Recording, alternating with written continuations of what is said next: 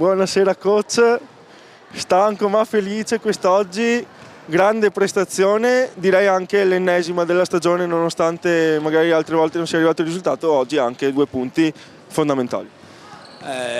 Secondo me sono 2 punti fondamentali per premiare il lavoro fatto dalle ragazze che si stanno veramente sacrificando in un periodo dove abbiamo una serie di problemi, 3 infortuni e gente che in questo momento è anche stanca perché ha dovuto tirare la carretta per più partite. Direi grande prestazione della Gemma Zanetti, che ha fatto veramente una grande partita da veterana e questo mi dà particolarmente soddisfazione perché è stata una scelta fatta a inizio anno e adesso sta pagando.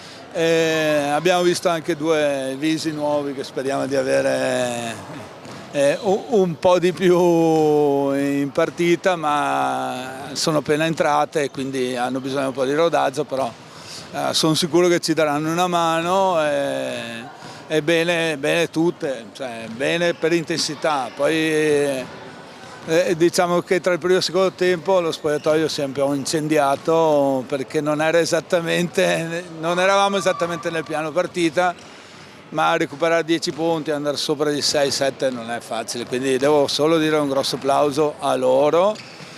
Di contro devo dire che San Martino con questa banda di ragazze giovanissime sono veramente una bella squadra e spero che ci siano sempre di più vivai di questo tipo che portano avanti il basket femminile, proprio oggi che è l'8 marzo.